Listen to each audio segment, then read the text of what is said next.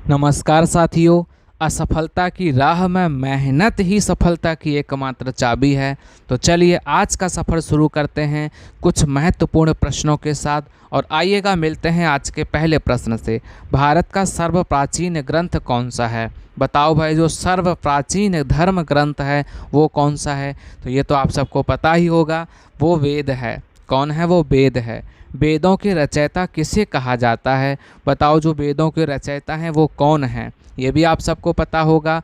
वेदों के जो रचयिता हैं वो हैं वेद व्यास। कौन है? वेद व्यास। आज आपको वेदों से संबंधित महत्वपूर्ण प्रश्न करवा रहा हूँ, वो प्रश्न जो कहीं ना कहीं एग्जाम में पूछे हुए हैं और आने वाले एग्जाम से बड़े महत्वपूर्ण हैं।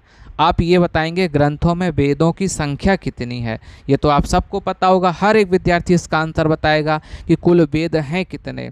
तो जल्दी जल्दी से भाई आंसर जो भी है कमेंट बॉक्स में छाप दो। तो याद रखना, वेद जो हैं वो कुल 4 होते हैं। कितने होते हैं? 4। ठीक है, आगे बढ़ते हैं। ऋग्वेद में कितने मंडल हैं? ये भी क्वेश्चन कई बार एग्जाम में आया हुआ है। बताओ, जो ऋग्वेद है उसमें टोटल मंडल कितने होते हैं? याद रखना, ऋग्वेद में जो मंडल हैं वो 10 हैं। ऋग्वेद में कितनी ऋचाएँ हैं? बताओ, 10 तो मंडल आपने सीख लिए हैं, लेकिन ये भी तो सीखो कितनी ऋचाएँ हैं। बताओ भाई, कितनी ऋचाएँ हैं? तो याद रखना, वो हैं 10,460।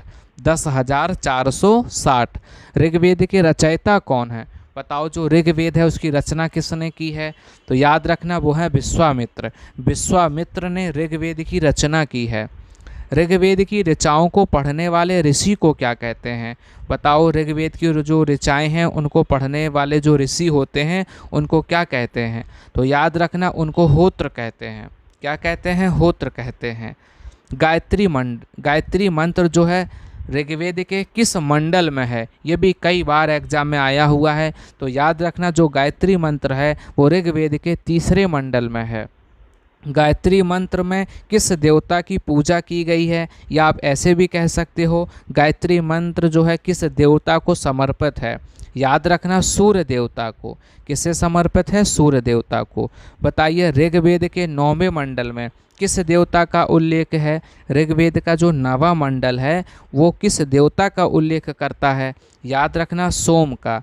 किनका करता है? सोम देवता का। गायत्री मंत्र के रचयिता कौन है? बताओ, गायत्री मंत्र की रचना किसने की है? तो ये भी आप समझ सकते हैं, गायत्री मंत्र की रचना विश्वामित्र ने की है।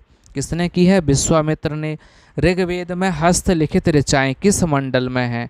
बताओ, जो हस्तलिखित हैं वो किस मंडल में हैं? तो याद रखना, वो 8वें मंडल में है। किस में है? 8वें मंडल में। ऋग्वेद में हस्तलिखित ऋचाओं को क्या कहते हैं? वो ऋचाएँ जो हाथ से लिखी गई हैं उनको क्या कहते हैं? तो याद रखना, उनको खिल कहते हैं। क्या कहते हैं? खिल कहते हैं।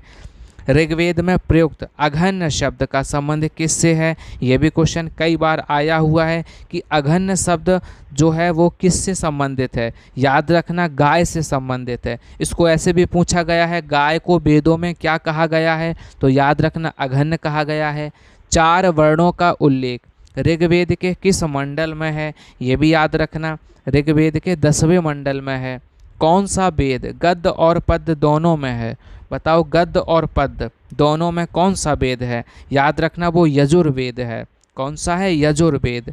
ऋग्वेद के इंद्र के लिए कितनी ऋचाओं की रचना की गई है? बताओ, ऋग्वेद में इंद्र के लिए कितनी ऋचाओं की रचना की गई है? याद रखना, 250। 250 रचना की गई हैं।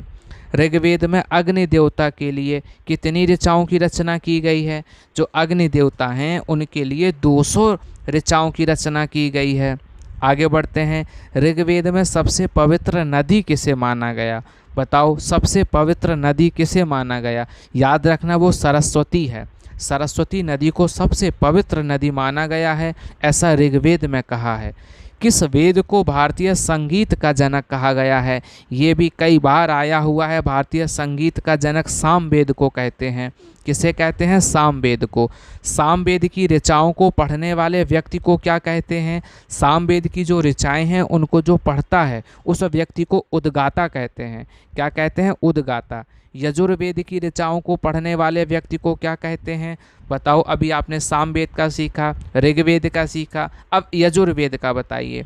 तो यजुर्वेद की ऋचाओं को पढ़ने वाले व्यक्ति को अर्धऊ कहते हैं।